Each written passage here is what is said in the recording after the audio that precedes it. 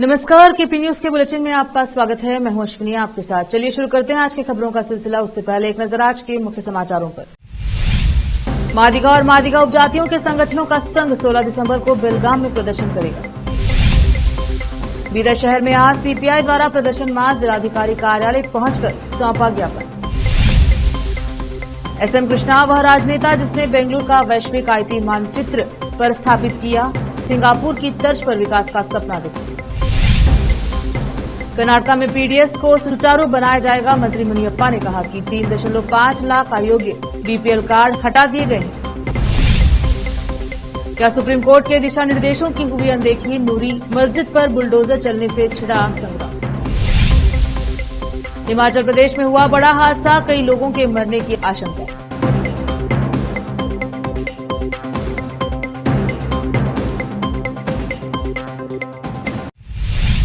समाचारों का सिलसिला शुरू करते हुए देखते हैं समाचार विस्तार से। सुप्रीम कोर्ट के फैसले के बाद भी लंबे समय से आंतरिक आरक्षण लागू न कर राजनीति कर रही कांग्रेस सरकार के खिलाफ 16 दिसंबर को बेलगाम में विशाल अधिकार सम्मेलन होगा। 1 अगस्त को सुप्रीम कोर्ट की संविधान पीठ ने एक ऐतिहासिक फैसला सुनाया, जिसमें राज्यों को आंतरिक आरक्षण लागू करने की शक्ति दी गई। फैसले के 4 महीने बाद भी कर्नाटक सरकार असमंजस की स्थिति में है। सरकार ने कहा है कि काटाचारा के लिए न्याय मांगने नागमोहन दास आयोग के गठन के अलावा कुछ नहीं किया गया है और आयोग 2 महीने में रिपोर्ट देगा, लेकिन 45 दिनों के बाद भी आयोग ने अपना काम शुरू नहीं किया है। आयोग के लिए आवश्यक कार्यालय कर्मचारी और वित्तीय सहायता में देरी हो रही है। मादिगा समुदाय से किसी की मांग नहीं थी कि आयोग बने। न्यायमूर्ति सदाशिव आयोग मधुस्वामी समिति की रिपोर्ट सरकार के सामने है। मधुस्वामी की समिति ने समस्या का समाधान प्रदान किया है और 2011 की जनगणना के आंकड़ों के आधार पर इसका वर्गीकरण किया है। अब फिर से नागमोहन दास आयोग को यही काम दिया गया है।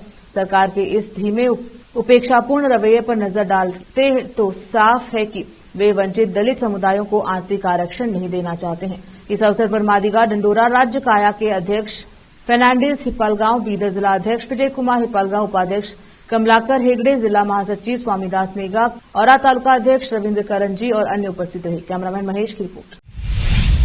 बीदर शहर में आज भगत सिंह चौक से सीपीआई द्वारा अपनी कामों को लेकर एक प्रदर्शन निकाला गया, जो जिलाधिकारी कार्यालय पहुंचकर समाप्त हुआ। इस मौके पर सीपीआई ने नेताओं ने अपनी मांगों का एक ज्ञापन सौंपा और मीडिया से बात की।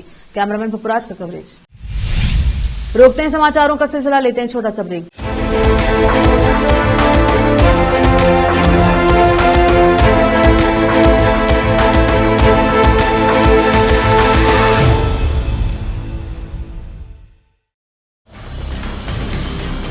हिंदुस्तान के हर कोने में हम हैं मौजूद।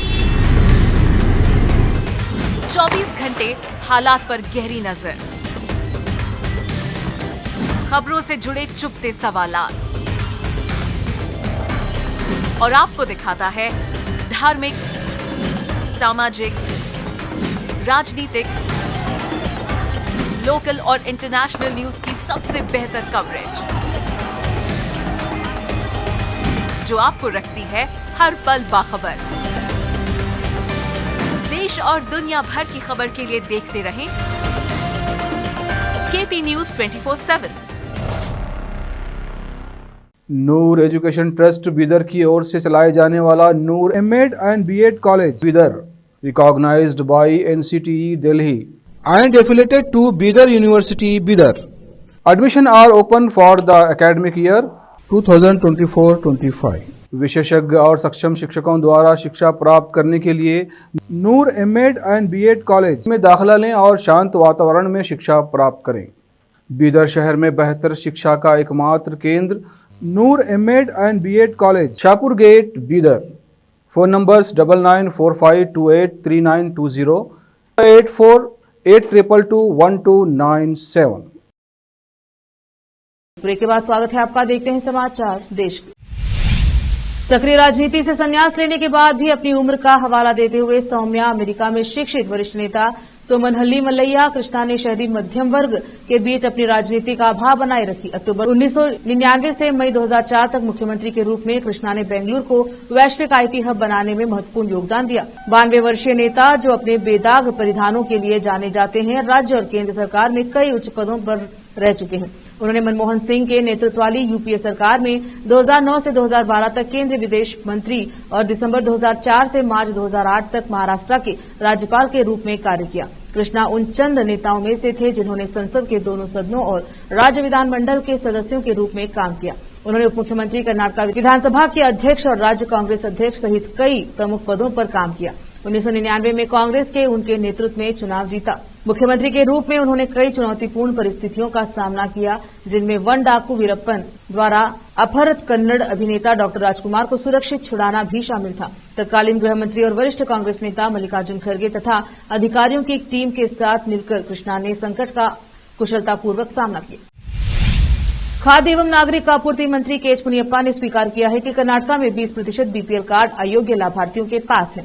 उन्होंने दोहराया कि सरकार पात्र लाभार्थियों के कार्ड रद्द नहीं करेगी। मुनियप्पा ने सोमवार को परिषद को बताया कि राज्य सरकार का लक्ष्य सार्वजनिक वितरण प्रणाली पीडीएस को सुव्यवस्थित करना है।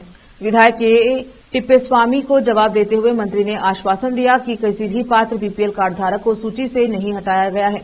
हालांकि उन्होंने स्वीकार किया है कि कुछ पात्र लाभार्थियों को अनजाने में सूची से बाहर रखा गया हो सकता है और कहा कि वे अपने कार्ड वापस पाने के लिए फिर से आवेदन कर सकते हैं। मुनियप्पा ने बताया कि सरकार ने अब तक 3.5 लाख अयोग्य बीपीएल कार्ड धारकों को हटाकर उन्हें एपीएल श्रेणी में पुनः वर्गीकृत किया है। उन्होंने बताया कि हमने उन लोगों को हटाया है जो या तो सरकारी कर्मचारी हैं या करदाता हैं। चूंकि वे नियमों के अनुसार अयोग्य हैं, इसलिए हमें यह कदम उठाना पड़ा। मंत्री ने कहा है कि सरकार को पीडीएस को पूरी तरह से सुचारू बनाने के लिए लगभग 3 महीने की आवश्यकता होगी और उन्होंने इस प्रक्रिया में विपक्ष से सहयोग मांगा। दक्षिण कन्नड़ सांसद और विधायक ने पूर्व मुख्यमंत्री एसएम कृष्णा के निधन पर शोक व्यक्त किया है। सांसद कैप्टन ब्रजेश चौटा ने अपने संदेश में कहा, राज्य और देश ने एक महान नेता खो दिया है और जिन्होंने विकास में अद्वितीय योगदान दिया। एसएम कृष्णा एक अनुकरणीय और दूरदर्शी नेता थे, जिनके प्रशासनिक कौशल ने एक मानक स्थापित किया। उन्होंने बेंगलुरु को दुनिया के आईटी-बीटी हब के रूप में स्थापित करके वैश्विक स्तर पर प्रसिद्धि दिलाई। उनका निधन पूरे देश के लिए एक अपूरणीय क्षति है। उन्होंने आगे कहा, एसएम कृष्णा की राजनीतिक यात्रा, प्रशासनिक कौशल, विशाल अनुभव और दूरदर्शी सोच वास्तव में प्रेरणादायक और अनुकरणीय थे। कर्नाटक और राष्ट्र ने एक सच्चे राजनेता को खो दिया है और यह एक अपूरणीय क्षति है। रोकते हैं समाचारों का सिलसिला, लेते हैं छोटा सा ब्रेक।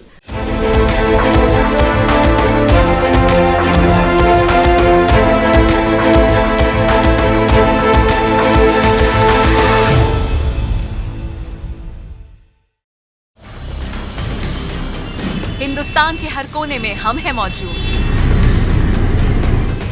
24 घंटे हालात पर गहरी नजर,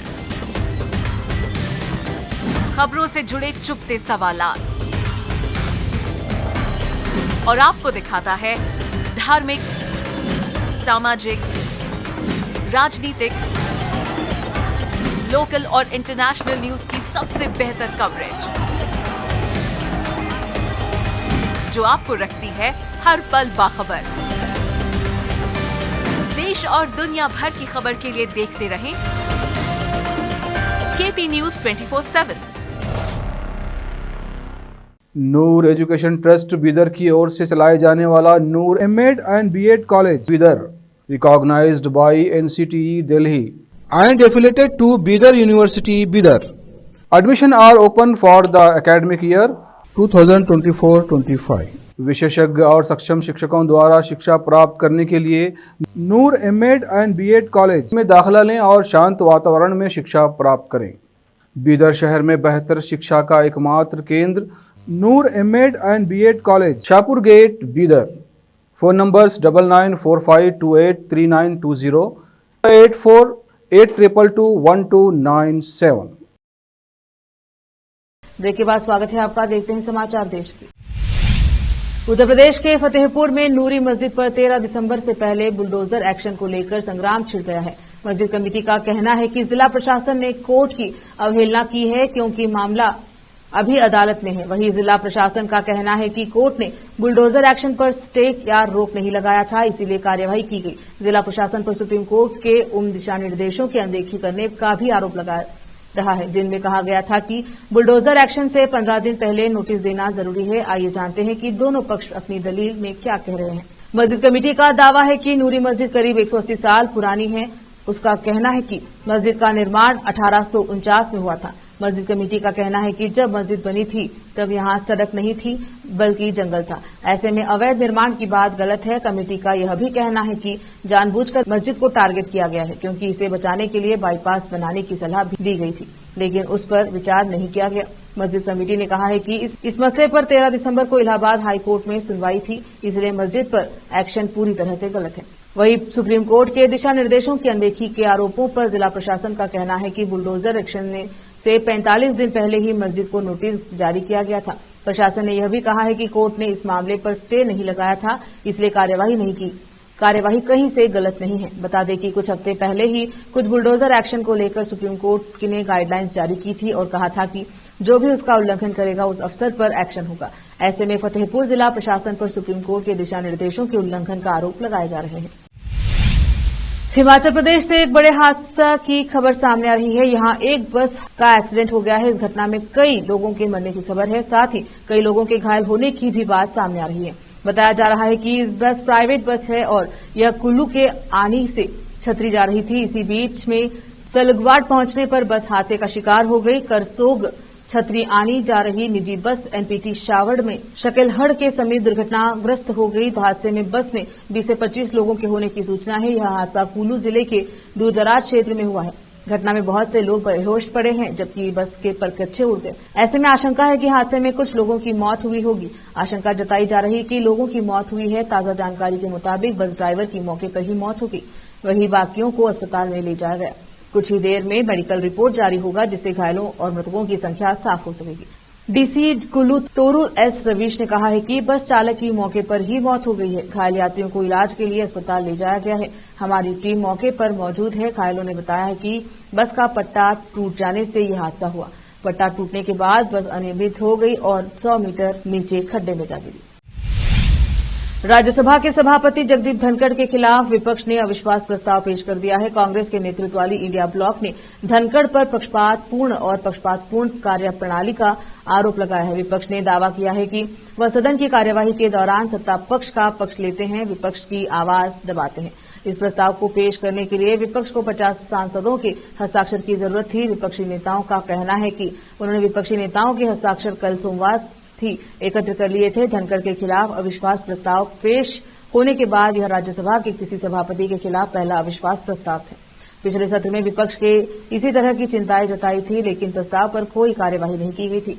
राज्यसभा के सभापति जगदीप धनखड़ के खिलाफ अविश्वास प्रस्ताव में तृणमूल कांग्रेस, टीएमसी, आम आदमी पार्टी, आप और समाजवादी पार्टी एसपी सहित विपक्षी दलों ने सामूहिक रूप से प्रस्ताव पर हस्ताक्षर किए हैं, जिसे संविधान के अनुच्छेद 67B के तहत पेश किया गया।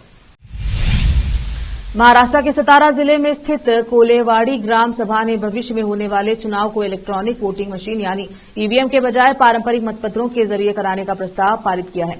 यह गांव महाराष्ट्र में ईवीएम के खिलाफ प्रस्ताव पारित करने वाला दूसरा गांव बन गया है। कोलेवाड़ी गांव कराड़ा दक्षिण विधानसभा क्षेत्र के तहत आता है, जिसका प्रतिनिधित्व पहले कांग्रेस के वरिष्ठ नेता एवं पूर्व मुख्यमंत्री पृथ्वीराज चौहान करते थे। हालांकि उन्हें नवंबर 2024 में हुए चुनाव में बीजेपी के उम्मीदवार अतुल भोसले से 49,355 वोटों से हार का सामना करना पड़ा था। ग्राम सभा ने यह प्रस्ताव तब पारित किया जब कोलेवाड़ी के निवासियों से ईवीएम के जरिए डाले गए वोटों पर संदेह जताया गया। उनकी मांग है कि चुनाव से पारंपरिक मतपत्रों का इस्तेमाल किया जाए, ताकि चुनाव की प्रक्रिया पर विश्वास दोबारा स्थापित किया जा सके। इससे पहले सोलापुर के मालशीरस निर्वाचन क्षेत्र के मरकड़वाड़ी गांव में भी कुछ लोगों ने ईवीएम की विश्वसनीयता पर सवाल उठाए थे और मतपत्रों के जरिए मॉक पुनर्मतदान कराने की कोशिश की थी, लेकिन प्रशासन और पुलिस ने इसे विफल कर दिया। इस मामले में कार्यवाही की कोलेवाड़ी ग्राम सभा के एक व्यक्ति ने बताया कि ग्राम सभा ने प्रस्ताव पारित कर स्पष्ट रूप से कहा कि भविष्य में चुनाव केवल ईवीएम के बजाय मतपत्रों के जरिए कराए जाने चाहिए। उन्होंने यह भी कहा कि यदि प्रशासन मतपत्रों के माध्यम से मतदान की अनुमति नहीं देता तो लोग मतदान का बहिष्कार करेंगे। मुंबई के कुर्ला इलाके में उस वक्त एक दर्दनाक हादसा हुआ। यहां एक बेस्ट बस से भयानक एक्सीडेंट हो गया। वहीं बेस्ट बस के बीच 20 लोगों के कुचले जाने की भी जानकारी सामने आ रही है। ये हादसा कुर्ला पश्चिम रेलवे स्टेशन रोड पर अंबेडकर नगर में हुआ। हादसे में बेस्ट बस ने सड़क पर पैदल जा रहे 20 लोगों को कुचल दिया, जिनमें से 3 लोगों की मौत हो गई है। वहीं घायलों को सायन और कुर्ला भाभा अस्पताल में भर्ती कराया गया, जहां उनका इलाज चल रहा है। माना जा रहा है कि यह हादसा ब्रेक फेल होने की वजह से हुआ। हादसा बुद्धा कॉलोनी के पास अंबेडकर नगर में उस वक्त हुआ जब best bus route number 332 Kurla station से अंधेरी जा रही थी। दरअसल मुंबई की सार्वजनिक परिवहन सेवा बेस्ट की एक बस ने सोमवार रात पैदल यात्रियों और कुछ वाहनों को टक्कर मार दी। इस हादसे में 3 लोगों की मौत हो गई है, जबकि 17 अन्य घायल हैं। बीएमसी के एक अधिकारी ने बताया कि ऐसी आशंका जताई जा रही है कि कुर्ला में हुआ ये बस हादसा ब्रेक में गड़बड़ी होने के कारण हुआ है। उन्होंने बताया कि बेस्ट बस के चालक ने रूट नंबर 332 पर जाते समय अचानक बस से अपना नियंत्रण खो दिया। एक बार फिर से रोकते हैं समाचारों का सिलसिला, लेते हैं छोटा सा ब्रेक।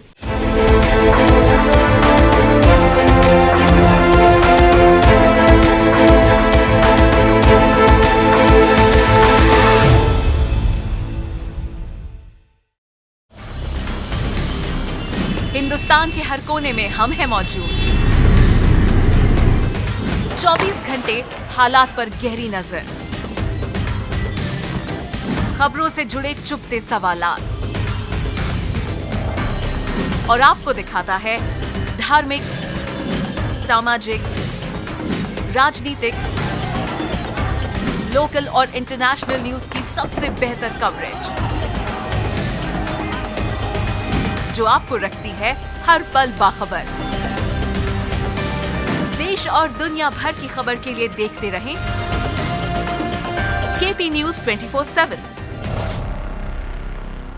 नूर एजुकेशन ट्रस्ट बीदर की ओर से चलाए जाने वाला Noor MEd and BEd college Bidar, recognised by NCTE Delhi and affiliated to Bidar University, Bidar, admission are open for the academic year 2024-25. विशेषज्ञ और सक्षम शिक्षकों द्वारा शिक्षा प्राप्त करने के लिए नूर एमएड एंड बीएड कॉलेज में दाखिला लें और शांत वातावरण में शिक्षा प्राप्त करें। बीदर शहर में बेहतर शिक्षा का एकमात्र केंद्र Noor MEd and BEd college, Shahpur gate, Bidar. Phone numbers 9945283920, 8482221297। Break के बाद स्वागत है आपका, देखते हैं अंतर्राष्ट्रीय समाचार। फिलीपींस के कनलॉन ज्वालामुखी में भीषण विस्फोट हुआ है। विस्फोट के बाद आसमान में हजारों मीटर तक राख का गुब्बारा फैल गया। प्रशासन ने आसपास के गांवों को खाली कराने का आदेश दिया है और राहत कार्य जारी किया है। फिलीपींस के नागरिक सुरक्षा कार्यालय ने कहा कि कनलोआन ज्वालामुखी के विस्फोट के कारण लगभग 87,000 लोगों को तत्काल प्रभाव से रेस्क्यू कर सुरक्षित स्थान पर पहुंचाया गया है। नेग्रोस द्वीप पर स्थित कनलाओन ज्वालामुखी समुद्र तल से 2,400 मीटर लगभग 8,000 फीट की ऊंचाई पर है। यह फिलीपींस के 24 सक्रिय ज्वालामुखियों में से है। इस ज्वालामुखी में पहले भी कई बार विस्फोट कर चुके हैं और इसके पास बसे गांव के लिए यह हमेशा खतरे का संकेत रहा है। सीरिया में बशर अल असद सरकार का पतन हो चुका है। असद के देश से भागने के बाद सीरिया मुश्किल में घिरता हुआ नजर आ रहा है। सीरिया में पहले अमेरिका ने बम बरसाए, फिर इजरायल ने रॉकेट से हमले किए। अब तुर्की भी इसमें पीछे नहीं रहे। तुर्की ने ड्रोन ने पूर्वी सीरिया में कई इलाकों पर हमले किए, जिसमें 6 बच्चों सहित 12 नागरिक मारे गए। तुर्कियों के फोर्स ने सीरिया के उत्तरी इलाके में मनबिज पर कब्जा भी कर लिया है। बता दें कि Kurdish Syrian democratic force SFD ने 2016 में आईएसआईएस को हराकर मनबिज पर कंट्रोल हासिल किया। मनबिज में एसडीएफ की हार के बाद कुर्द लड़ाकों को सुरक्षित बाहर निकालने के लिए अमेरिका और तुर्की के बीच सोमवार को समझौता हुआ। इसी बीच तुर्की के राष्ट्रपति ने इस जीत पर कहा कि वो मनबिज से आतंकियों के सफाई में खुश है। फिर से एक नजर आज की सुर्खियों पर। मादिगा और मादिगा उपजातियों के संगठनों का संघ 16 दिसंबर को बेलगाम में प्रदर्शन करेगा। बीदर शहर में आज सीपीआई द्वारा प्रदर्शन मार्च जिलाधिकारी कार्यालय पहुंचकर सौंपा ज्ञापन। एसएम कृष्णा वह राजनेता जिसने बेंगलुरु का वैश्विक आईटी मानचित्र पर स्थापित किया, सिंगापुर की तर्ज पर विकास का सपना देखा। कर्नाटक में पीडीएस को सुचारू बनाया जाएगा। मंत्री मुनियप्पा ने कहा कि 3.5 लाख अयोग्य बीपीएल कार्ड हटा दिए गए हैं। क्या सुप्रीम कोर्ट के दिशा निर्देशों की हुई अनदेखी, नूरी मस्जिद पर बुलडोजर चलने से छिड़ा संग्राम। हिमाचल प्रदेश में हुआ बड़ा हादसा, कई लोगों के मरने की आशंका।